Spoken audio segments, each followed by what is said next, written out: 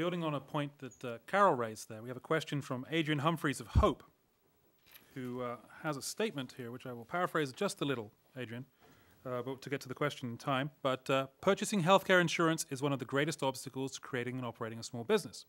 Premiums for small groups are very high, even for policies with unattractively high deductibles and onerous benefit restrictions.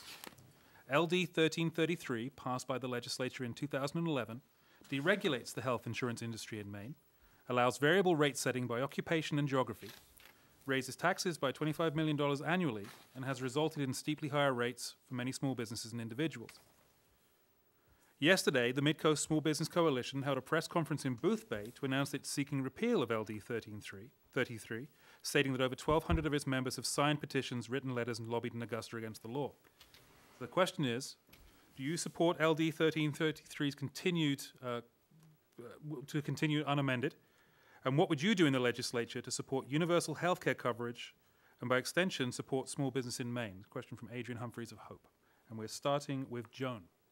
Good. I voted against this bill, and every door that I've gone to this summer and this fall, I asked, do you have work and do you have health care insurance? And across the board, what I have heard is if people have insurance, their rates have gone up. And from what I've heard from businesses is their rates have gone up also. This bill was done in haste. It was done quickly. It was done on a partisan vote.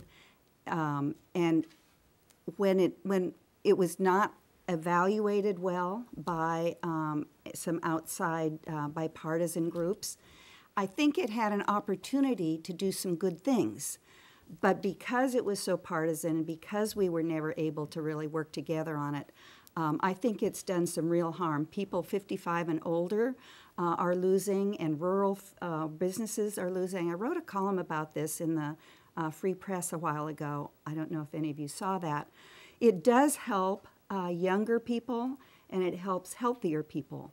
But I think it's a real problem for our state, and I would work to make a change. Ed. I was not in favor of 1333 either. I would work to see that it would be repealed or modified or reformed somehow. It really penalizes seniors and people who live in rural areas. Just when people need insurance the most, when you're over 60 years old, the premiums seem to be going up higher and higher and almost making it prohibitive for people, elderly people, to carry decent insurance nowadays. I think it's a benefit only for the insurance companies. The insurance companies wrote the bill, so naturally they're going to be happy about it. But it certainly doesn't help seniors in Maine. It doesn't help women in Maine. It doesn't help Maine in general. It makes us non-competitive. And I think that's totally wrong, and I think we have to reform the bill or do away with it, do something to change it before it ruins the state of Maine. Chris. Well, I voted for the bill for 1333, and it's because health insurance costs are an extraordinary problem here in Maine. Health care costs, which drive health insurance costs, are an extraordinary problem here in Maine. We have an elderly population. We have more people with chronic illness than most places. We have a problem with our health care, and we need to be working on it. But I think that 1333 moved us in a positive direction. It began to align us with the needs that we will have to be ready for the Affordable Care Act that in some measure may continue forward into the future. The taxes that were referred to were roughly half what the tax for the Dirigo insurance was that had been in place and had been such a failure in the previous several years. Roughly half of the tax amount that funded Dirigo, that only covered 6,000 or 7,000 people. And those taxes are being raised to create a high-risk pool, so that no one, even those with chronic illnesses, will have a problem obtaining insurance. Overall, the rate of health care insurance cost increase for individuals and small groups in this last year, it's up less than 2%, the lowest increase seen in 20 years. So to me, it indicates that we're moving in the right direction. Did rates increase? You're darn right they did. And is that a problem? It sure is. But you know what? Rates were increasing before. Rates were increasing before, and they were actually increasing at greater rates. Did we get more people into the system? We did. We actually have 4 insurance companies that have previously not been interested in selling insurance in Maine, considering coming into the marketplace, which means more competition and lower rates for all. Thank you. Carol. As I've said before, I am in favor of insurance competition, and it's my understanding that this bill, part of this bill enacts in 2014 the opening of state lines for shopping for insurance.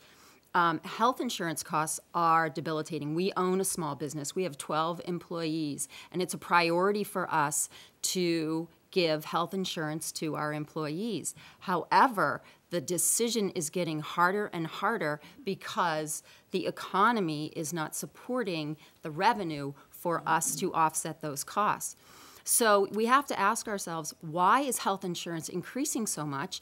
And Chris alluded to this, it's the cost of health care. And health care costs are rising because of the health of our population. So I don't know what the answer to that is. I think it's a huge problem. But we need to look at all sorts of things, preventative care, encouraging nutrition counseling, encouraging maybe alternative means of medicine.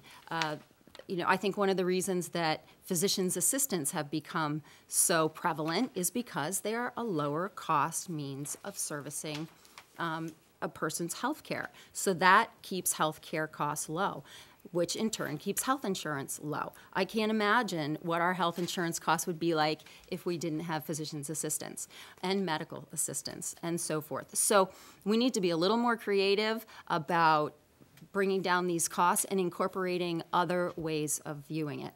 As far as LD 1333, how I would have voted on it, I wasn't there. I wasn't privy to all the conversations, so I don't want to make that statement, but I do like competition. Thank you. Question from the floor. Bill, if there's anyone else, I will defer and come back to you and ask a question from a card, but is there another question from the floor? Anyone? All right, Bill, we'll come back to you in just a little bit. We'll get to a question on the card, however. I have a question from Heaven in Rockport. As a young voter, I want to know why I should vote for you. Ed. Well, that's a good question. First of all, a vote for me, you're voting for a really very nice guy. I'll tell you that. I'm very likable. I'm very approachable. My phone is never off the hook. My door is always open. And I do one thing probably better than anyone else. I know I do this better than I speak, and that's I listen. And to me, that's the key to be a good legislator, is to listen. Talk is cheap. Anybody can get up and ramble on and on and on and say very little. Some are very astute at that. But to listen and then take action is what I do the best.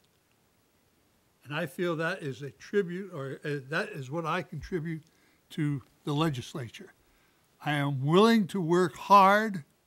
I am willing to listen to people, and I do it immediately. I don't wait 3 weeks and then get back to them. I'll tell you what happened. I got a call this morning about a problem. I got right on it within 15 minutes. And answered the question and got the problem solved. I do this continuously. I think I offer a couple other things. I offer trust to people. People seem to trust me, whether it's my trusting way or the way I act, but people confide in me, and I try to help them out, and I keep what they say private. So that's it. Outstanding, thanks. Chris, we'll get to you, but just quickly also reminded, just so we can be heard at the back of the room, we've got a nice full room tonight, be sure to project when we're speaking. These microphones are picking up the sound for people at home, but not so much into the room, so good, loud voices. Chris. I can attest, Ed's a nice guy. He and I are friends. And I think I'm a nice guy too.